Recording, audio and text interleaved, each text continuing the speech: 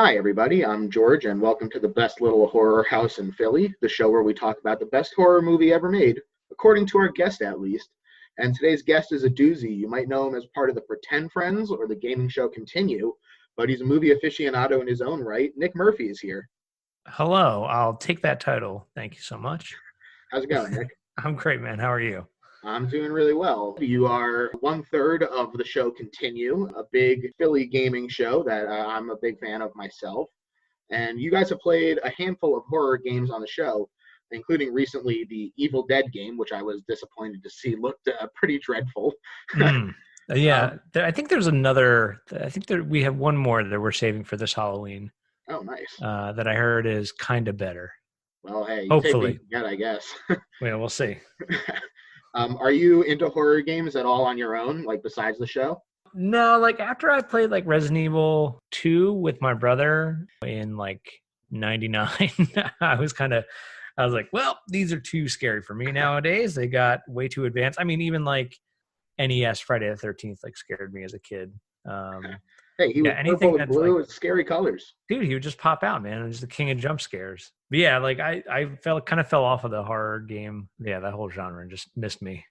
Even once I had made the step into like being into horror movies, there's something about putting yourself like actually in the shoes of the person and controlling them that makes it just so much scarier.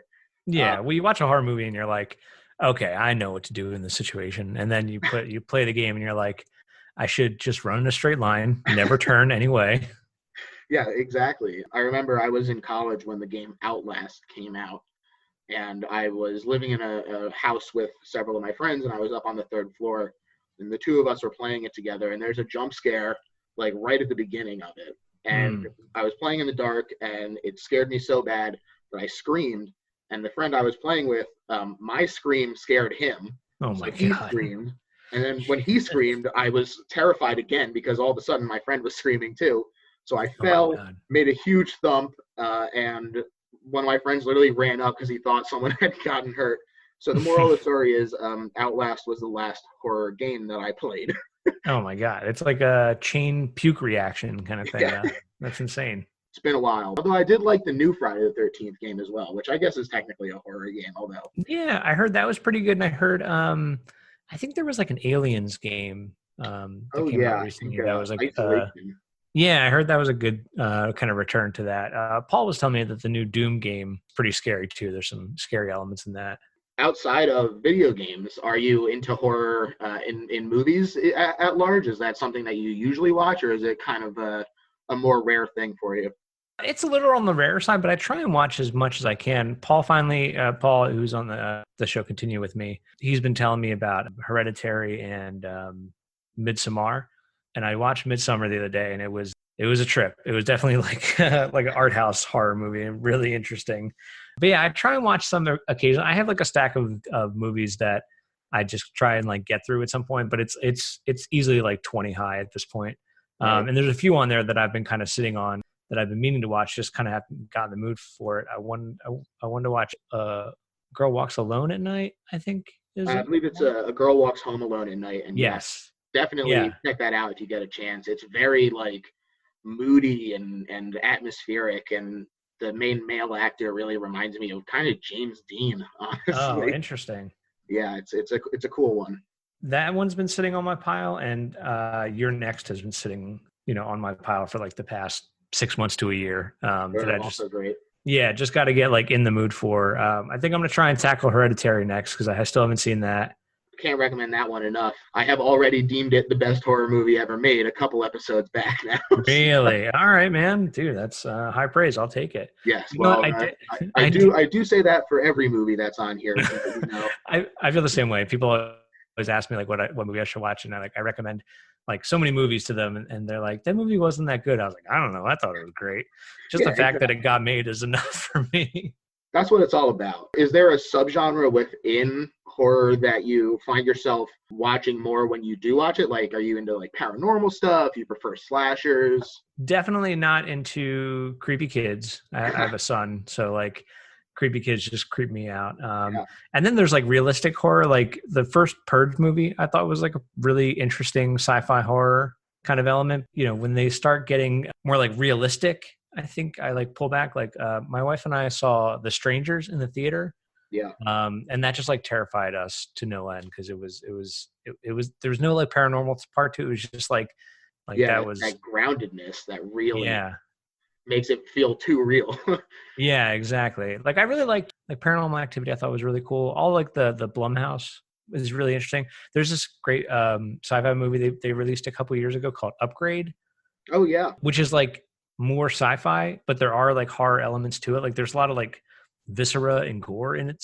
Like kind of comes out of nowhere, but it's really interesting.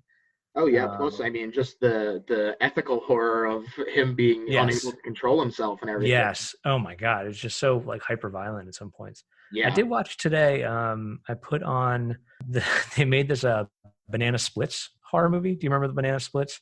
No. The Banana Splits were like a kids TV show in the 70s. It was like maybe the 60s.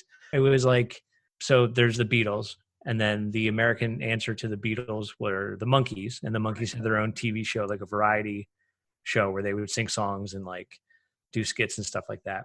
Mhm. The kiddier version of that was the Banana Splits. They were four like mascots basically, and they would sing songs and do like sketches and skits and stuff like that. Somebody got the rights to them or something and turned them into like a Five Nights Freddy horror movie kind of thing. Like Yeah. the premise is that they've been doing the Banana Split show forever, and these people go to a live taping of it, and the animatronics go haywire and they turn into like murderous robots. Like the horror version of C Lab 2021 or Harvey Yes. Birdman. Yes. I wish it was a little more funny. It's just kind of bad. It was just kind of like a bad, like sci-fi Mm. channel horror movie. Dang, that's a shame, but I think that's a fun idea at least for people to buy up rights to old kids cartoons and TV Yeah. shows and do Yeah. something with that. It seemed like a cool idea. I mean, it caught me with Banana Splits, and then I was like, nah, this is just like the acting is not great, but like the Yeah. premise is kind of like okay. Let's start talking about the movie that you picked today as the best horror movie ever made. We're talking about 2004's Shaun of the Dead, horror comedy directed by Edgar Wright and co-written by him and Simon Pegg. Now, I say this to a lot of people who pick horror comedy kind of stuff, movies, even like Scream, where it's kind of there's so much homaging and Hmm. referential stuff that happens in it. People have mentioned that they think that it's impossible for something like this to be considered the best because it wears its influences so proudly on its sleeve. It's standing on the shoulders of giants, and it can't be the best because it owes so much to its predecessors. So I'm just curious how you would respond to something like that. I don't really feel that way. I'm of two minds of the whole thing. Like I think there's a way to do homage and parody to a certain parody is kind of like the cheaper version of homage, but I think the parody to me, I look at the two on the same level. But like I think you can do it wrong and you can do it right. I think like when you're an Edgar Wright, where you take the influence of those things and kind of like peel them apart and really get the essence of them and are able to like turn that into something new, like an Edgar Wright or like a Quentin Tarantino. I think that's like an artist. Like you're seeing an artist at work and they're able to like pull the pieces that they want from it and reassemble them into something new and interesting and not just being like, this is this and I'm going to make my thing like this. It's really taking like the essence of it. So you get really like the style really pops a lot. I think like a bad example of this is, and this is probably like a divisive opinion, but like Joker was like that for me. The like homage and influence was so in the forefront that it really I found it like very very distracting and very hard to like I don't know, like I'm such a fan of when things get mashed up. For me, Shaun of the Dead is like the best because hey, it's horror and it's comedy and it's a commentary on both of those things, and it's these two things that don't belong together mashed together in a really interesting way. And Edgar Wright is like a master of that. But for Joker, it just felt like okay, it's Taxi Driver, but he is in the Batman world. And for me, when minor spoiler for Joker, when it treaded into Batman territory, I was like, what is this? What is this movie? Like, Yeah, yeah. why I think that pick a it's lane and interesting. stay in it? Like it was kind of like all over the place for me. Yeah, I definitely agree. Honestly, I think that Joker. I think that it's a pretty okay movie. I definitely don't think that it should be in the conversation for Best Picture.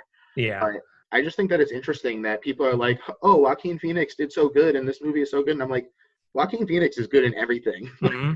It's Yeah. not. I don't think that this movie is the thing that made him be good in it. Like it's that would have happened regardless of the situation. So I see what you're saying about how it's just a Joaquin Phoenix performance and also a ripoff of Taxi Driver.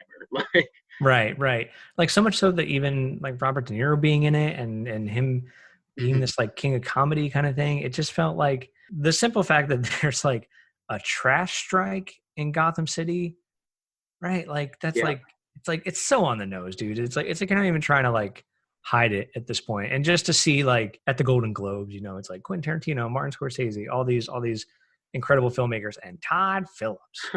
Like I'm not trying to discredit him by being like, comedy people can't make serious movies. Like Adam McKay, he's one of my favorite directors recently because he's able to turn that comedy satire like lens on and actually say something with us. And I wish that Joker kind of did that. I feel like Joker kind of like stepped up to the line and was just like, I don't know, you come up with it. You take yeah. what you want from it. Didn't really say anything. It just kind of was like, hey, isn't it crazy the world we live in? Yeah, right, right. I don't know. It just felt like someone with no emotional stakes, just trying to say something profound and really not coming out that way. Kind of like I'm doing right now.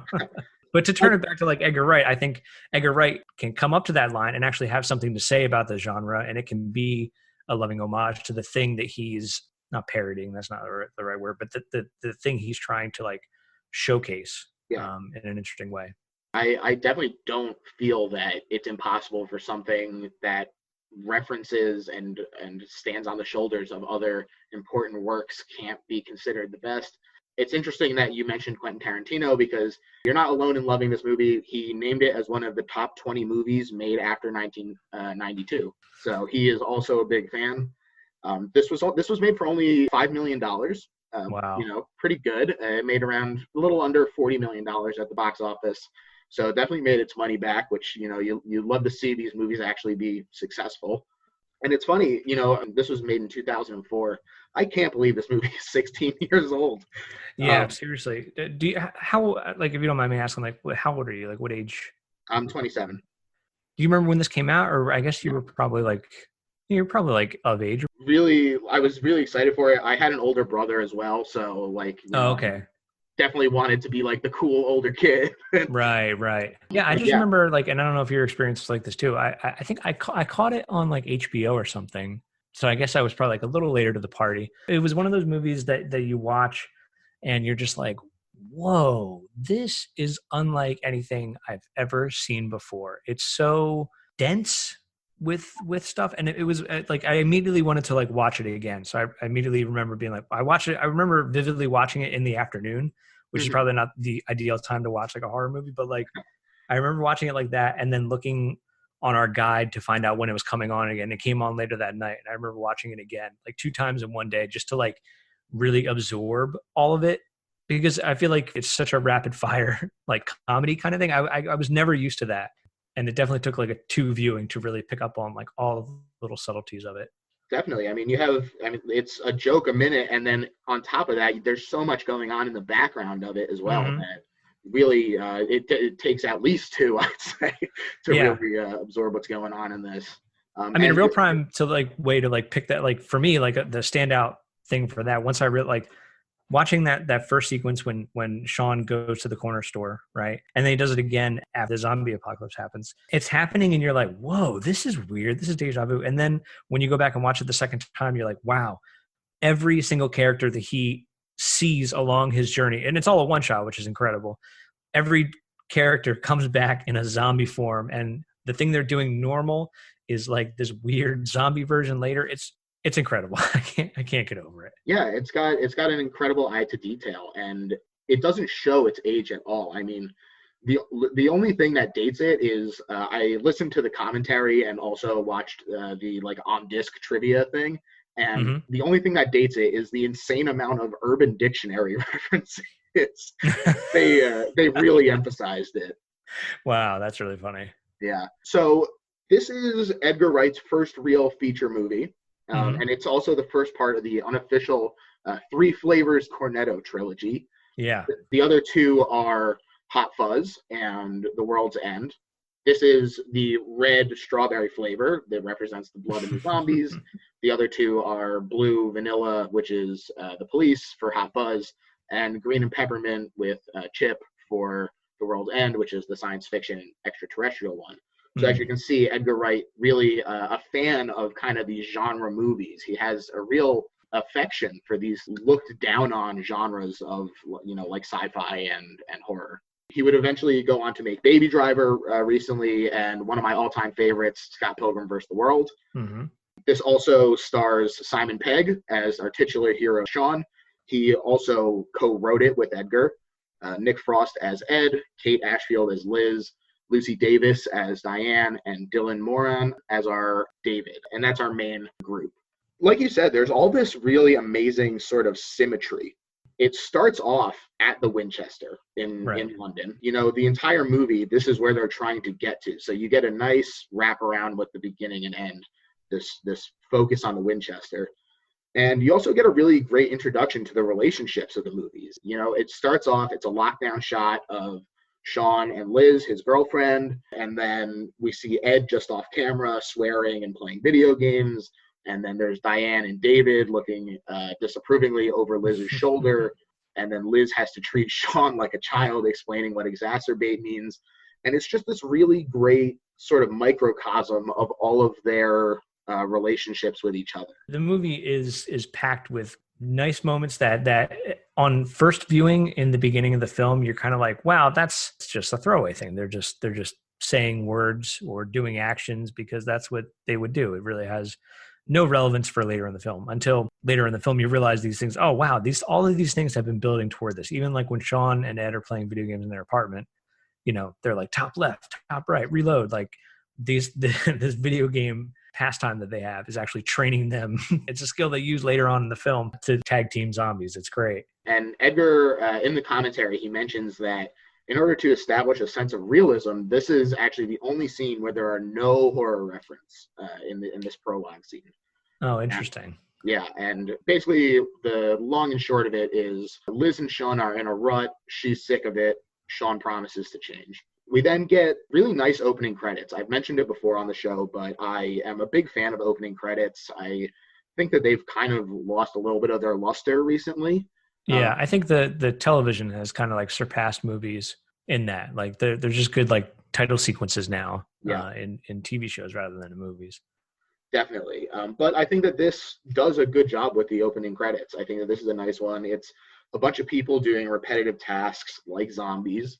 It feels a little like Dawn of the Dead to me, a little like critique of commercialism and that sort of thing. It segues right into a reference to Day of the Dead, opening with Shaun sleepily staggering forward. Yeah. Since they're not necessarily actually scary, are you a fan of the Romero trilogy, like the original first couple zombie movies there? Yeah, I really like that one. I think 4 is where like the punk rock girl. Yeah, that one was really cool to me. And then I remember in high school, Land of the Dead came out. I think it's the one. Like, I mean, they all take place in like the Pittsburgh area, but I remember like these zombies like going underwater and walking across the pool. So yeah, I've like watched all of those, not religiously, but definitely enjoyed them. And I loved just the idea of zombies. I think is a really interesting idea. I love Day of the Dead. I think that the third one is really spectacular. It gets overlooked a lot just because the first two are really amazing as well. I don't want to take any shine away from them. They're definitely great, but George Romero actually did see this movie and he loved it. And it's interesting that you bring up Land of the Dead because he actually wound up having Simon and Edgar cameo as zombies in Land of the Dead. That's right. I remember reading about that. Yeah. That's so good. One thing I also want to point out early in this movie is Edgar Wright movies always have incredible editing. This sort of culminates for me in the music-infused editing of Baby Driver.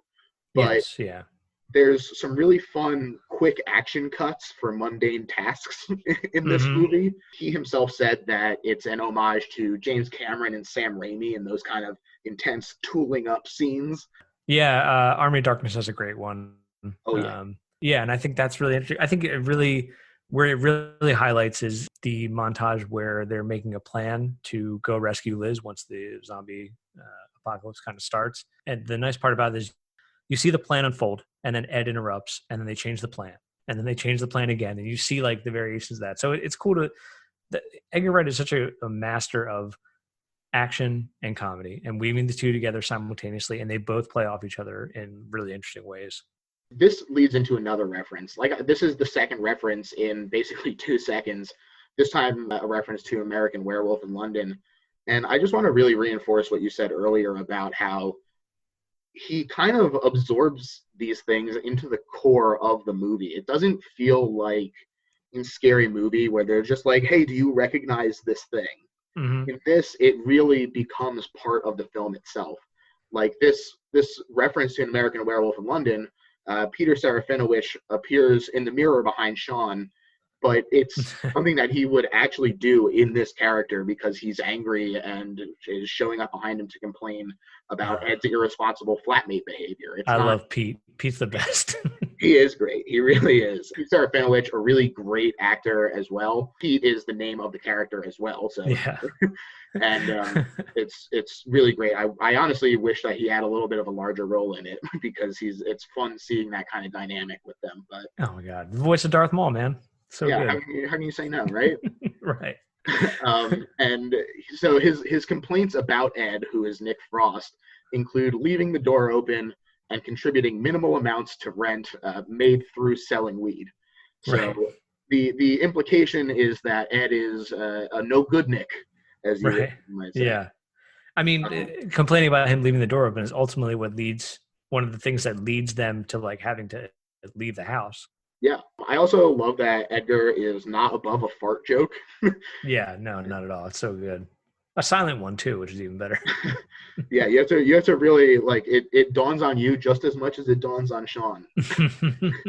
This next bit is where we get that great Steadicam shot that you were talking about, where Shaun is going to the market.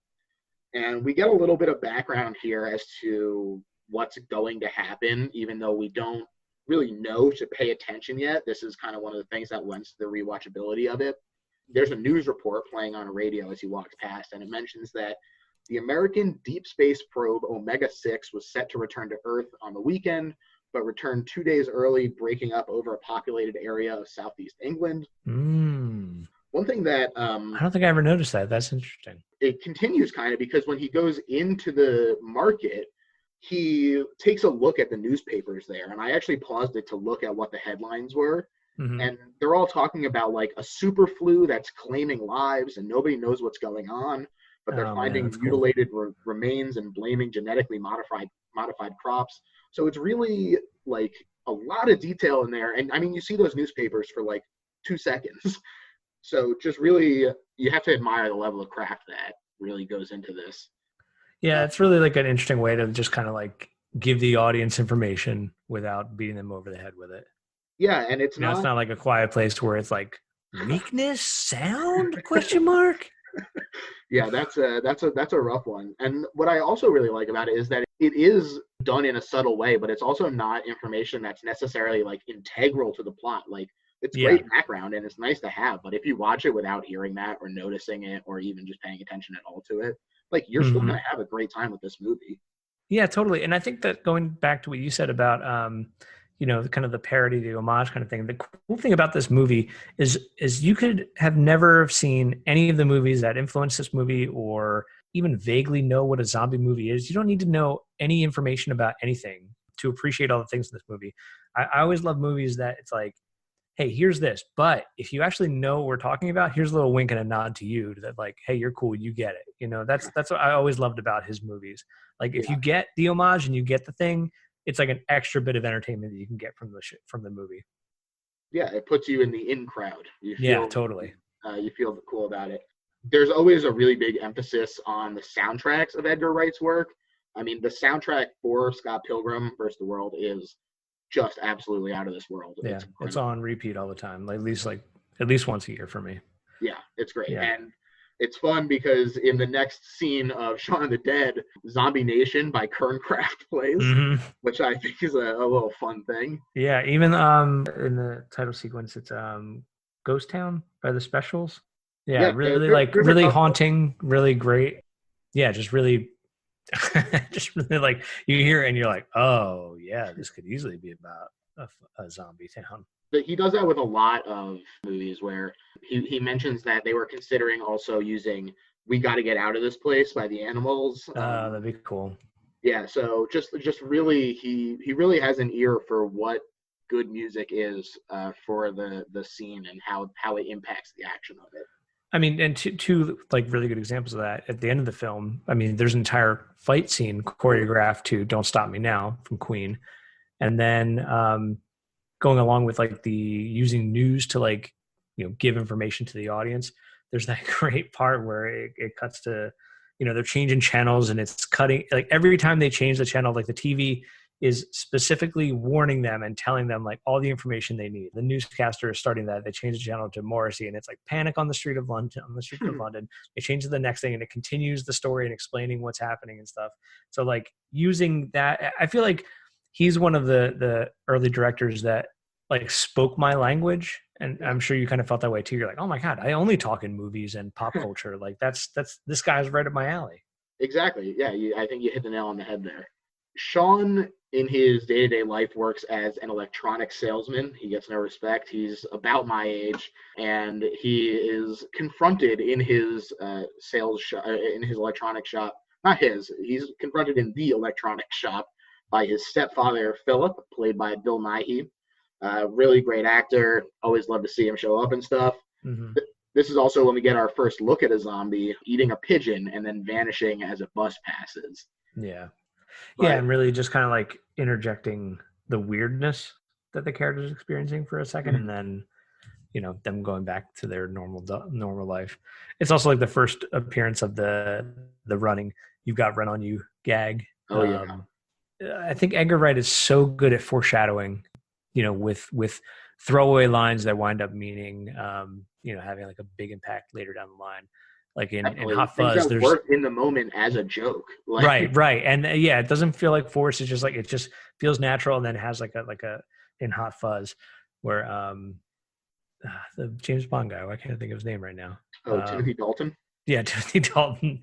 He's like, "Catch me later." Like it's just like, yeah, he's the bad guy. Catch me later.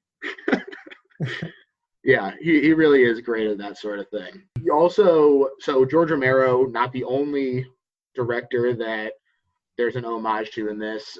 Like I said before, Liz feels that they're in a rut, and so Shaun had promised that he was going to get fancy dinner reservations at the place that does all the fish.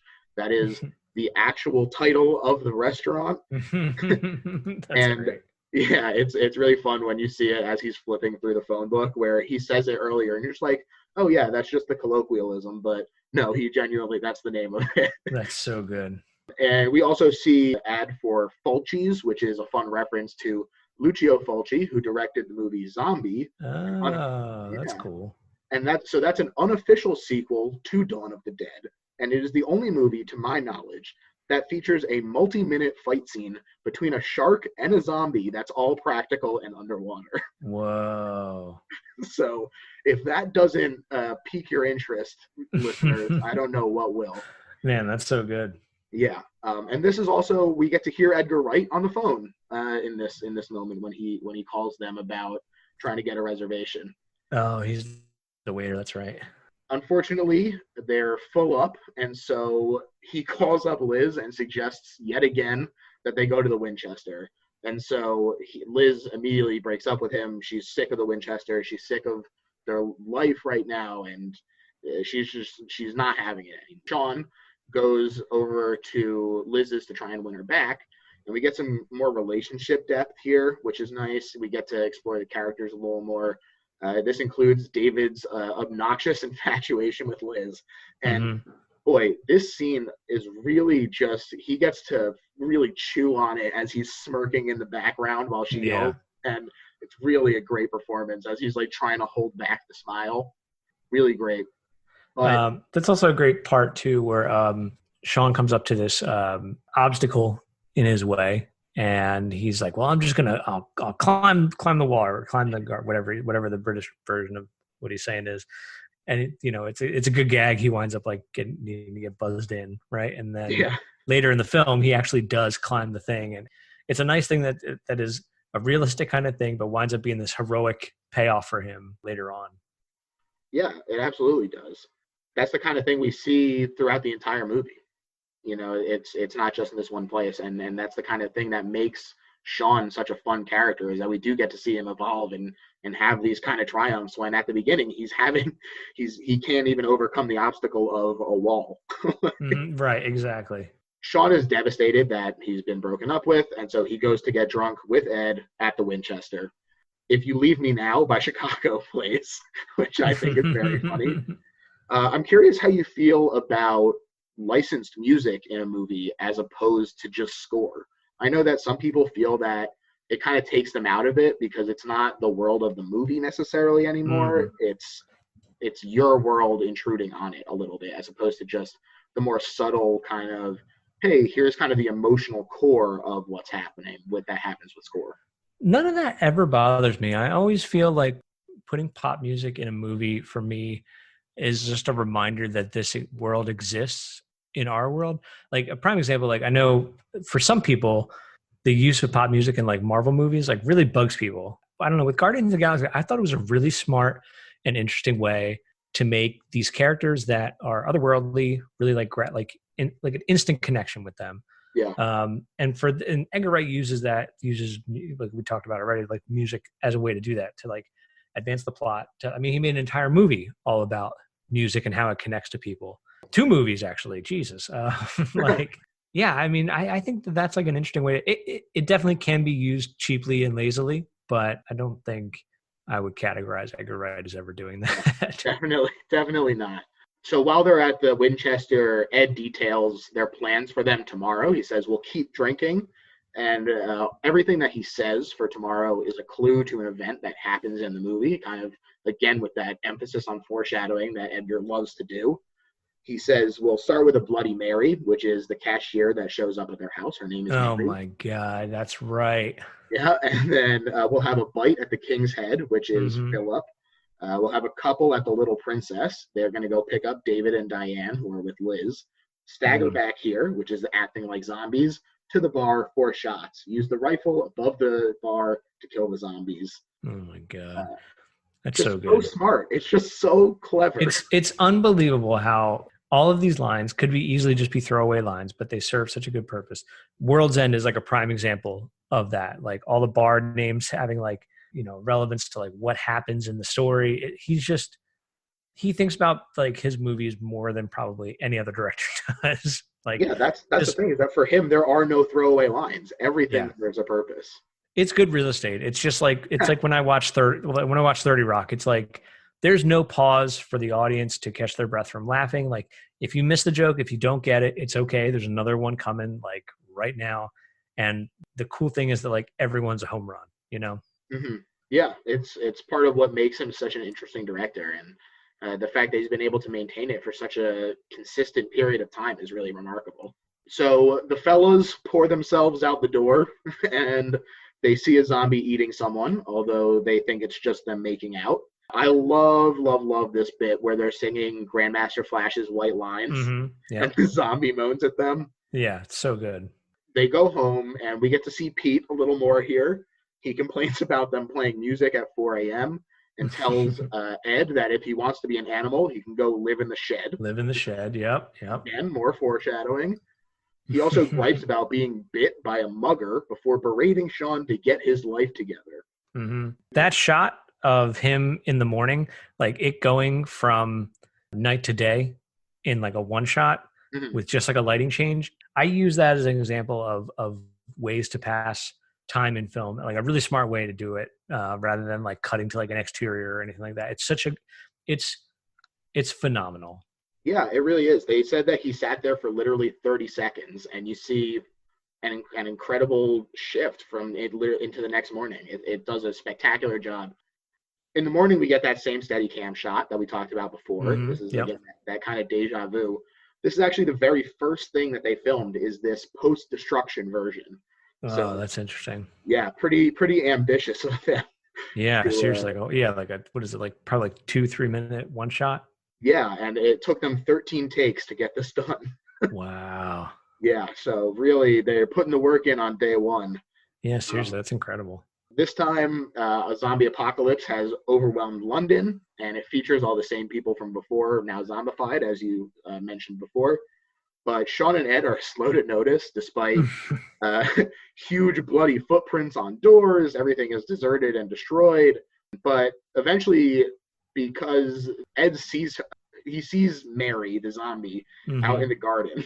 He's looking out the window. He's underneath the shade, like the blinds.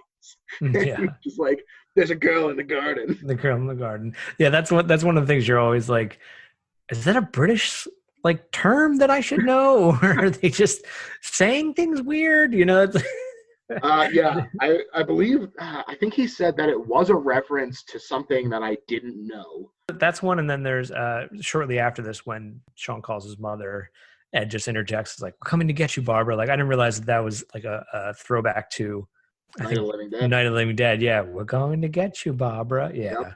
Yeah, it's funny. Actually, George Romero also didn't notice that. Edgar Wright says that when he talked to him about the movie, he was like, "Oh, what did you think about us using that line?" Oh, that's he funny. Was like, why would I care about that? I mean, it's totally in a different context. So it's interesting. Yep.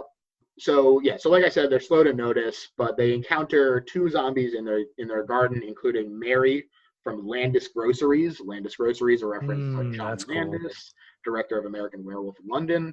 So for those keeping score at home, that's like 4 references to George Romero, 2 to John Landis. And Shaun and Ed's face when he shoves Mary and she falls onto the metal bar is just so funny. It's so good because it's the most like polite encounter with the zombie, just not wanting to do anything, and then it just escalates to this viscera erupting from her. Yeah, it's a great combo of digital and practical effects too, which is it's nice because you use CGI as a spice, not as the whole thing, Yeah. And this is when Ed's habit of leaving the door open pays off in a negative way. Yep. When the zombie makes its way into their house and attacks them, Ed kills it, and they realize that the head is the weak point. Classic zombie lore, still in effect. Now, Shaun and so Ed, important that the newscaster gives that information twice. Yes, exactly. He repeats himself. Shaun and Ed beat the zombies to death with a shovel and a cricket bat, which is very British. But this is not until after Ed hurls a bunch of Shaun's records. So I know you're a big music guy, like we said. So let's play Throw or Keep. Okay. In a fight for your life, would you throw or keep an original pressing of Blue Monday by New Order? No, I'd have to keep it. Purple Rain by Prince. I've actually never seen Purple Rain, so I don't have the same affinity for it. So toss it? Probably toss it. Sign of the Times by Prince. I mean, if I had to keep one, I guess I should keep Purple Rain and throw that. I don't know what's in the collection, so yeah. Probably throw Sign of the Times. All right. The Batman soundtrack. Yeah, definitely throw it. And Jagged Little Pill by Alanis Morissette. Oh man, I'd keep that. That'd be fun to listen to and go back to. Yeah, that's a good one. And that was actually an alternate to the Sade album that they have in the actual movie. Funny. They considered using Jagged Little Pill and Tapestry by Carole King. Oh man, interesting. Yeah, pretty different from each other though. I wonder if it was like when they shot Harry Potter, like the first one, where they just did alternates to figure out what would play well in America, what would play well in England. Yeah, well, plus they were probably like, all right, what also can we clear for cheap? Yeah, right, exactly, just in case. Yeah. So they throw these records at them, they kill the zombies, and then Shaun gets a call from his mom and finds out that Philip has been bitten, to which Shaun and Ed both respond, oh, okay.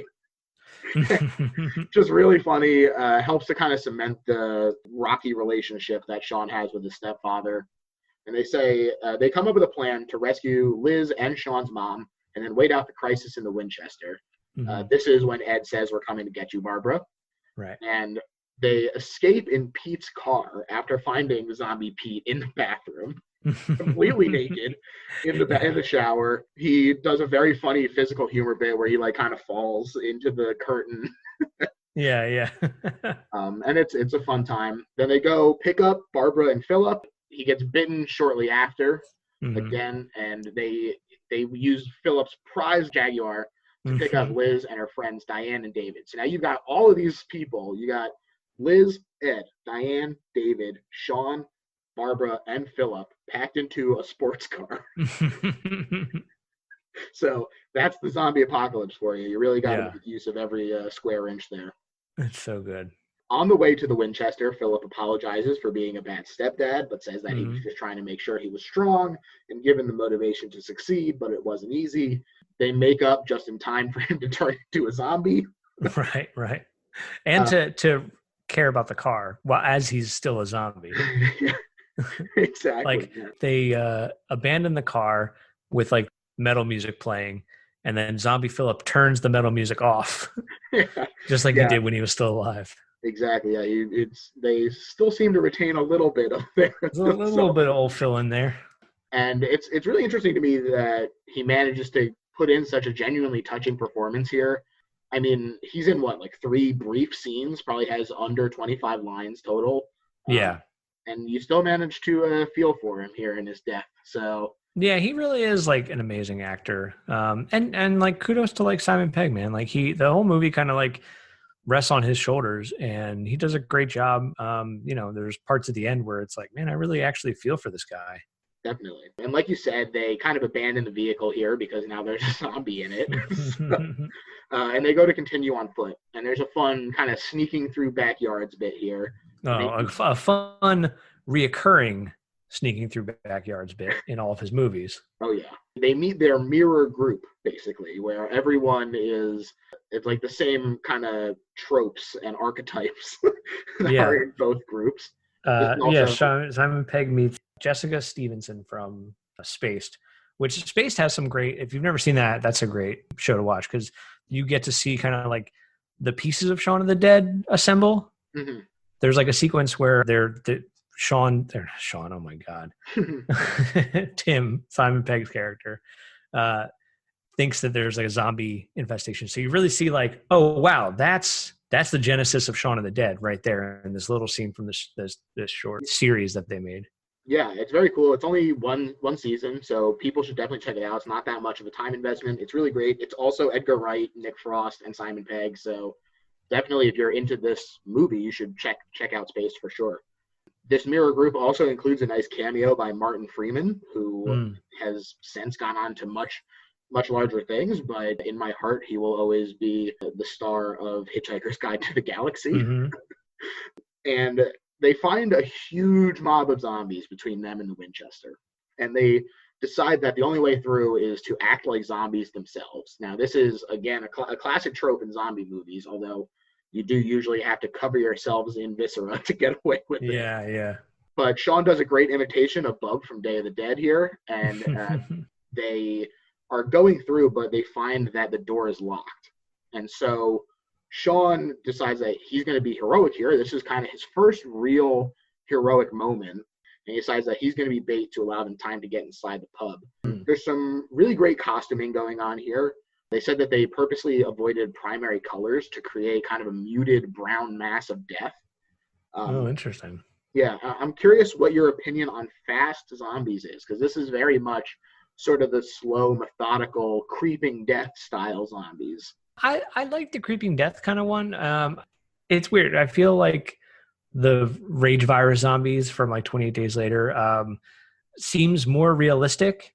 But if they wind up being like Walking Dead, like decrepit ones, or like once the fast zombie idea came out, it was kind of like, oh, this is a whole other monster that is terrifying. Like the idea of an unstoppable, the idea of like an unstoppable horde is terrifying, but the Mhm. idea of like an unstoppable person running at you full force that can't be stopped by normal things is just as terrifying. So it kind of made like the group, the slow zombie is like the group is terrifying, but the Mhm. single zombie is much more terrifying as like a rage kind of situation.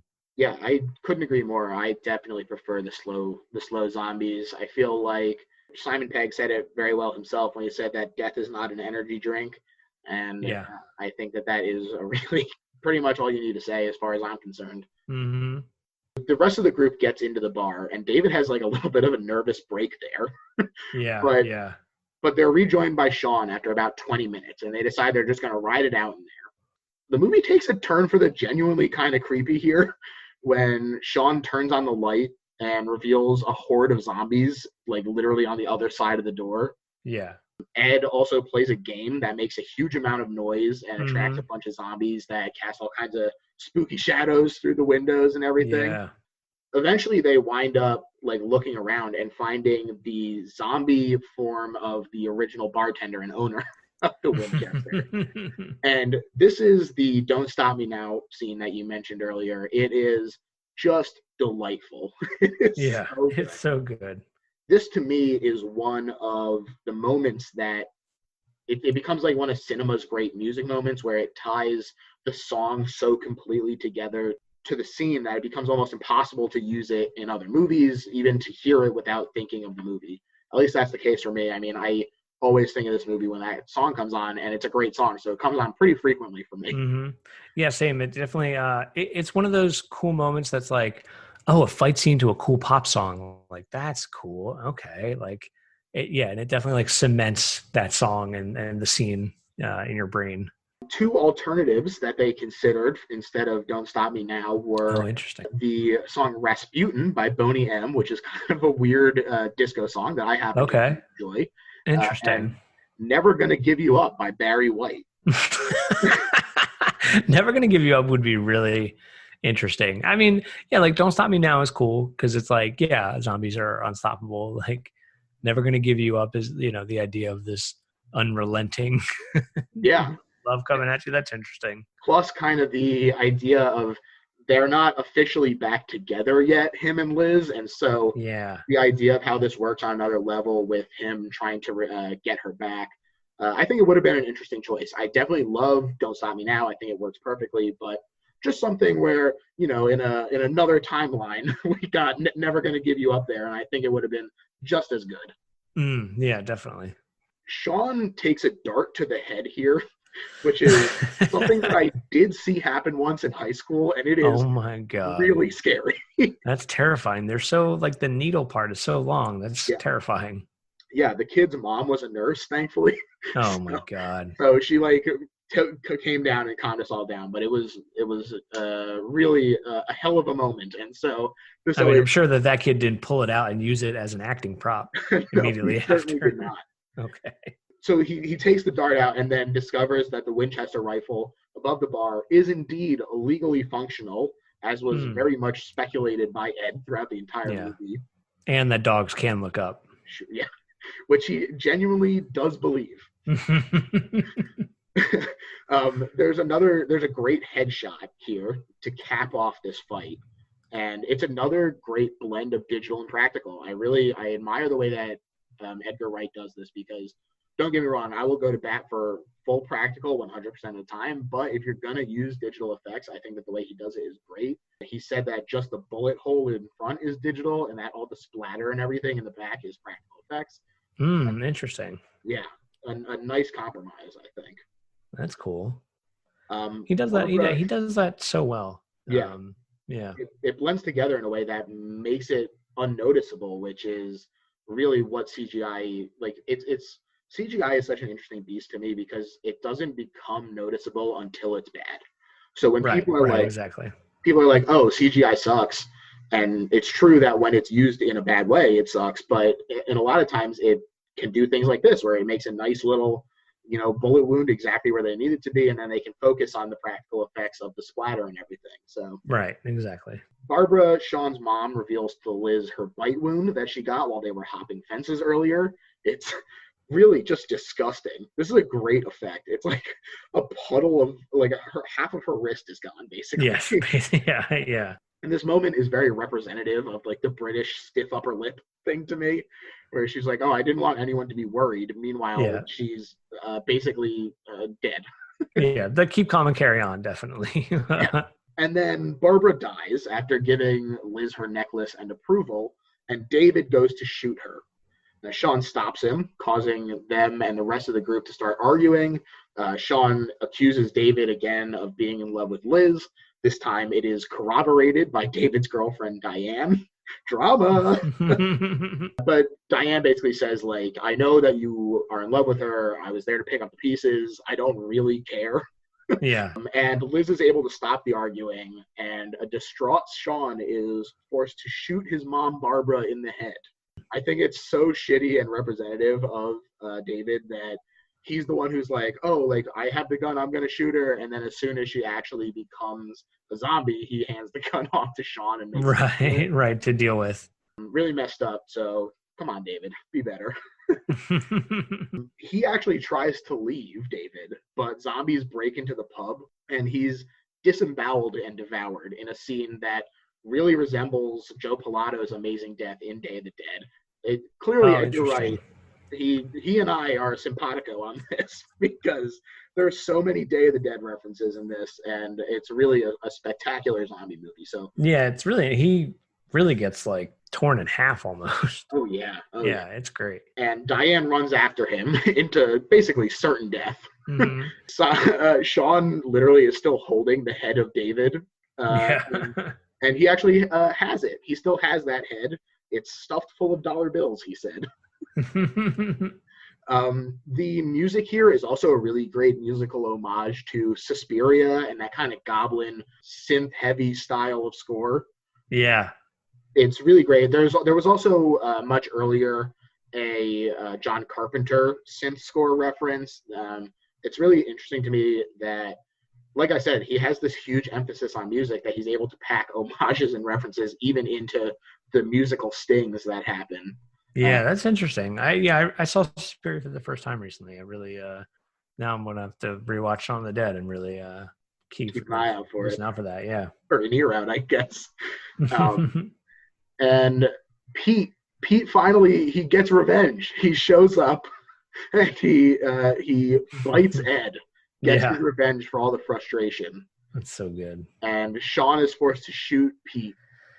And you feel bad, that's his buddy, but obviously Ed is in rough shape. He's been bitten on the arm. He's been kind of wrestled around a little bit and manhandled. And Shaun and Liz and now bitten Ed are hiding behind the bar, which Shaun sets on fire, just sets off a bunch of the bullets that are in a box. Yeah. It's a very funny scene because you're like, wow, terrible thinking, but it does end up working out for him where it gets several headshots. Yeah. And then kind of works out in their favor. Oh, yeah, of course. They head into the cellar and realize that they're trapped down there with only 2 bullets left, and Ed is gushing blood. Shaun and Liz contemplate how they're going to kill themselves because Ed says he doesn't mind being eaten. But they're having one last smoke, and he lights the lighter and notices with this little additional bit of light that there's a power button that operates a lift out to the street. So there's no way that Ed is going to make it. He's really clearly almost dead. Mm-hmm. And so he volunteers to remain behind with the rifle and hold them off.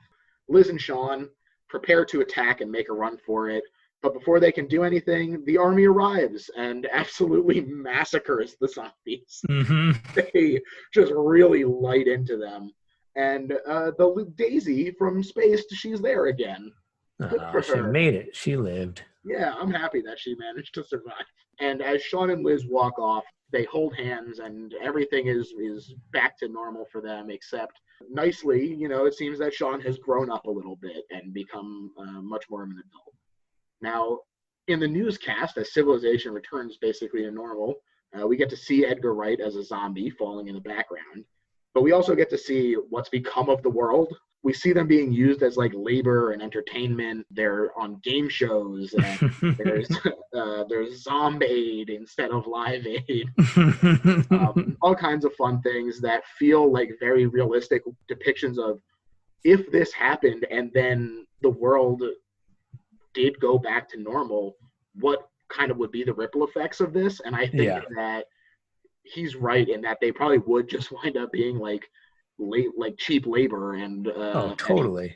But but that was kind of cool with this. I feel like that was the first time in a horror movie like this, especially a zombie movie. It's like, what is the world past where the movie ends? What does the world look like outside of our main story? And I feel like that was a really interesting peek into that. Really, really funny sequence. Yeah, and I always like that sort of thing where you get to see what happens afterward. You get a little bit of payoff, you get some of that reward. I think that is something that happens in video games really well because Yeah. you get the like, hey, I'm doing the final boss thing, and then you get the final cutscene as well, which feels like the reward. And a lot of times you do kind of see things go back to normal. Yeah, So and in some games you get to like, go back to the village it all started in and see mhm, what those people are up to and stuff. definitely. And we see that in addition to the way that zombies are being used, Liz and Shaun have moved in together. And best of all, Ed and Shaun are still together. The zombified Ed is chained up in the shed. They're still playing Time Splitters 2. It fades to black, and You're My Best Friend by Queen plays. Ah, perfect. It's Perfect perfect. ending. It's such a great ending. There's some semi-joking contemplation in the commentary of a vampire sequel called From Dusk Till Shaun, which That's I think great. just would have been spectacular, especially if he actually could have gotten Tarantino to be involved in it. Seriously. They are pretty close friends now, so that would have been really awesome. But they There's decided, kind of a unofficial sequel in Into the Spider-Verse. oh, that's right. Yeah, there is, isn't there? What is it called? It is a play off of They're in like the Times Square they're thing. in Times Square and the poster for From Dust Till Shaun. Oh, well, there you go. So they Yeah. managed to in another universe, they did make it. They did make it, yep. And along with Seth Rogen's jockey movie. So there you go. If you can find your way into the Spider Verse, you can still see From Dusk Till Shaun. From Dust Till Shaun. So we've talked about as we went through the summer, we've talked about what makes this like a really good movie. But we've reached the point of the show now, Nick, where we sum up and you tell me why this is the best horror movie of all time. I think for me, anything that kind of makes me reflect on why I like something. I'm a big fan of parody. I think parody is like a really like, powerful and interesting thing that an artist can do. Homage is cool because you're kind of taking influence and remixing it, but parody, like you're distilling the style of something and then trying to emulate it. But hopefully, I think a good parody kind of is the mirror shown to itself or the audience. And I think this movie really does that. Like some of my favorite movies are like that. Like this Cabin in the Woods is something. It's like taking the trope and taking the genre and really like analyzing it. And you mentioned Scream 2, I think is a really good example of this. It's like what makes this thing? Like we've built these storytelling tools and we've kind of refined them over the years, but then it just becomes so like common practice to just like put the Mad Libs together and make a new story kind of thing. But to really like pick apart, like, why does this work and why is this interesting is such a powerful thing that I think Edgar Wright does. And the idea of taking a zombie movie and putting a love story into it, I think is a fascinating idea. And like all of his movies do that really well. Like Hot Fuzz is a love story in an action movie, and World's End. World's End is a love story in a midlife crisis sci-fi movie. You know what I mean? So it's like you're really putting these two ideas that really shouldn't go together, but really actually go together really well. It's like Western samurai movie or like Western sci-fi movie. They just kind of like work together in like an interesting way. Yeah, he genre bends in a way that is almost unparalleled. I mean, Yeah. it's really remarkable the way he managed to do that. To me, this is the best horror movie ever made because it's I Love You Man for horror dorks. I mean, Right. Right. there's a real adoration for the subject matter here, to your Mm-hmm. point about parody. I think that is part of what makes it so unique and so good is that it's not just like, oh, well, what's popular? Let's make Yeah. a parody movie of that. This is something that he has a passion for and that he's able to, there's a legitimacy to it that comes through. And Simon and Edgar both said that it was a boyhood dream of theirs to make a zombie movie and that they're super proud of it. And I think that they should be. This is really, it's just so good. The performances are great. The writing, I mean, we've talked about it at length. It's so sharp and just so many callbacks and foreshadowing moments. It's incredible. And I think you could have. I think a lesser filmmaker could have done this movie right? But I think a lesser filmmaker would do it with that like wink and a nod to the audience to be like, it's a zombie movie. This is what would happen, right? You know, this everything is played so for as comedic as it is, everything is played so straight and serious. The consequences are dire. There's obviously moments of levity, but like every main character almost dies. Yeah, Pretty much like the entire cast except the two of them like die. Pretty dire for a comedy, you know? definitely. I think that you really hit it, and I mean, everyone out there, if you haven't seen this somehow, I mean, fix that immediately. It's really spectacular, and the love that we all have for horror as horror fans, I think, is something that Edgar Wright really shares. And I think that he's able to communicate that in this movie. And that love letter is why, to me, this is the best horror movie ever made.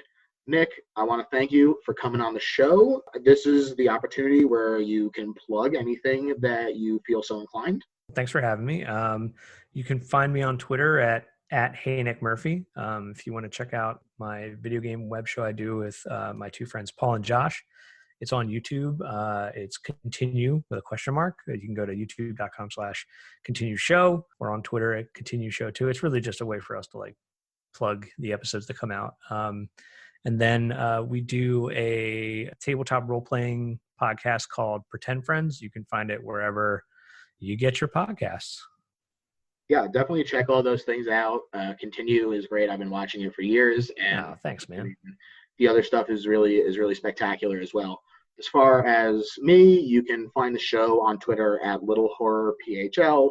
The show is also on Facebook and Instagram. Find us there, and we're on Letterboxd, which is really a great resource for people who are trying to keep track of what movies they've watched, and we use it to give a little bit of a reveal into my actual opinions on these movies. So if that is the sort of thing that interests you listeners, feel free to check us out at George Heff on Letterboxd.